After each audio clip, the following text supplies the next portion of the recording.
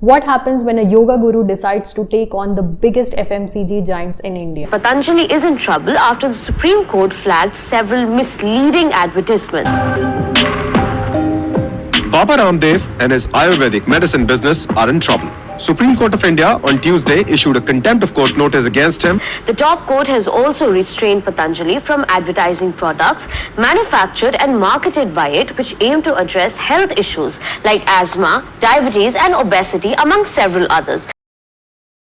In 2006, Patanjali was born, not from a corporate boardroom, but from a vision to bring back India's ancient Ayurvedic wisdom and challenge the dominance of multinational brands like Colgate, HUL and Dabur.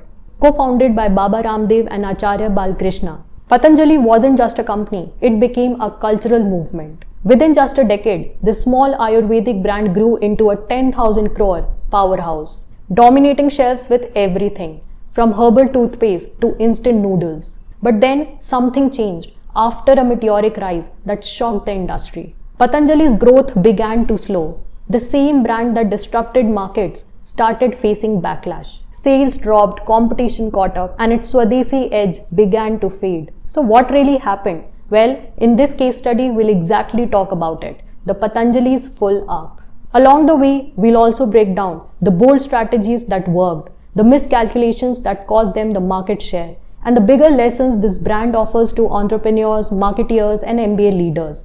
Hi everyone, this is a story of how Patanjali changed the game, stumbled, and is now trying to reinvent itself in a very different India. Between 2013 and 2017, Patanjali Ayurved became one of the most disrupted forces in Indian business history. So what makes Patanjali's rise so extraordinary? Let's break it down. Well, to tell you, there are 5 pillars to its meteoric rise. Strategy 1. Ayurveda plus national pride equals emotional monopoly.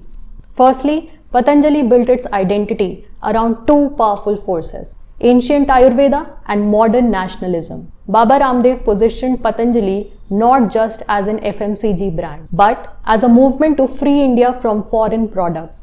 His yoga shows, reaching millions daily, were packed with subtle endorsements of Patanjali's products. Strategy number 2. Undercutting the giants. Secondly, Patanjali disrupted the pricing model by selling essentials like toothpaste, ghee and soaps 15 to 30% cheaper than major brands.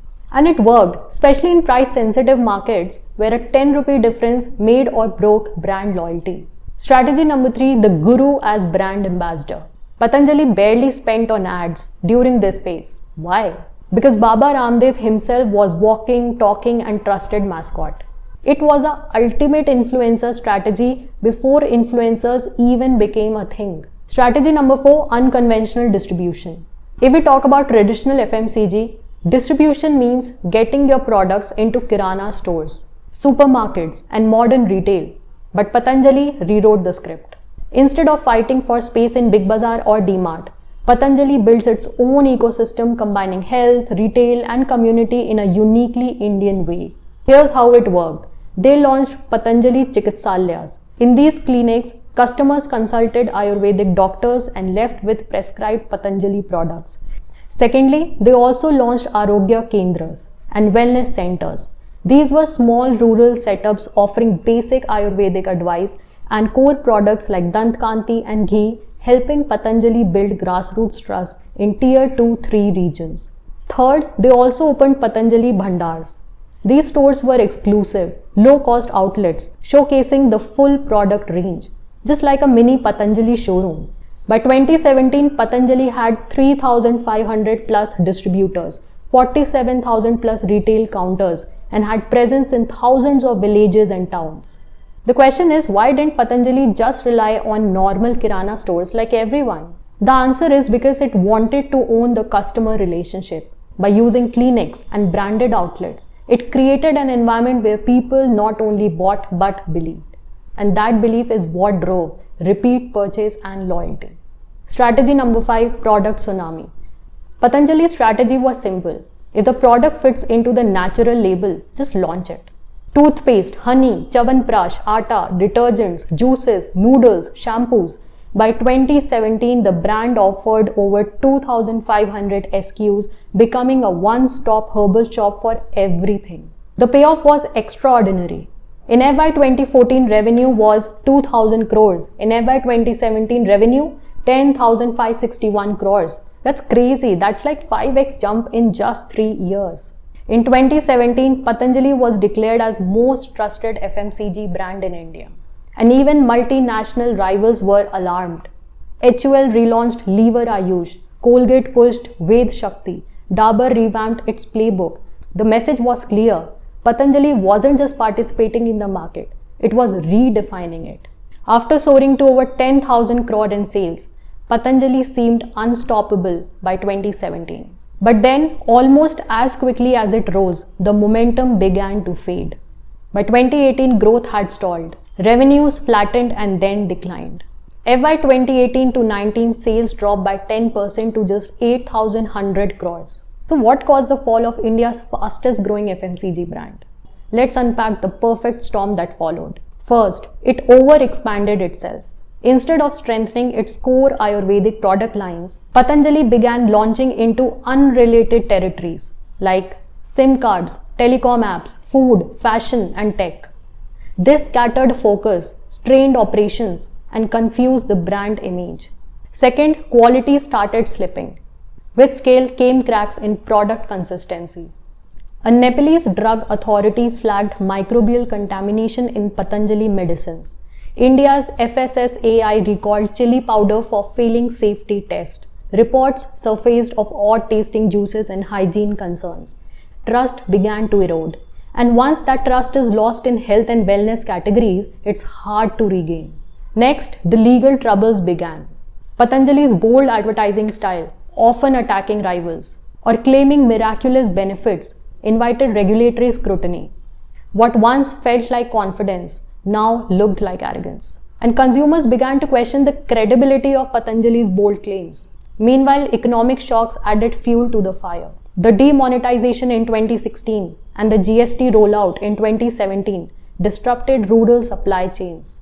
Balkrishna himself admitted that GST issues affected FY18 revenues. Since the brand wasn't as digitally or operationally mature as HUL or Dabur, it struggled to adapt to the new compliance-heavy system.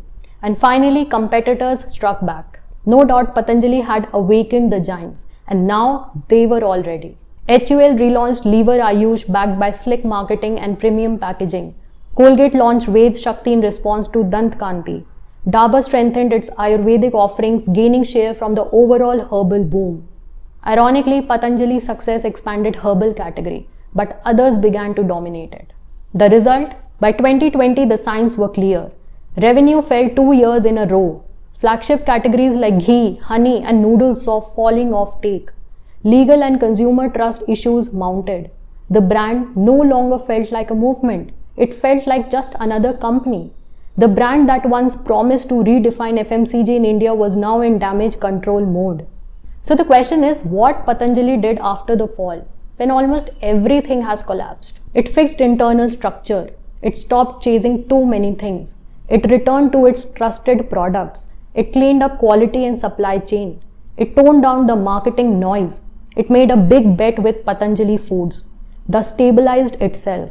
Post-COVID, Patanjali bounced back to 9,784 crores revenue in FY21 with modest profit growth, signaling recovery. And finally, where does this stand now? As of FY 2023-24, core FMCG revenues are stable at around 6,000 to 7,000 crores. Growth is modest, not explosive. Patanjali retains around 9 to 10% market share in India's herbal personal care segment, and competitors like Dabur, HUL, and Colgate have closed the herbal gap. The key takeaway? Patanjali teaches us that in business, a powerful vision can spark the growth, but only systems, quality, and discipline can sustain it. And that is it for today. Thanks for watching, and remember, every story has lessons waiting to be discovered. See you in the next video. Subscribe so you don't miss out. Bye-bye.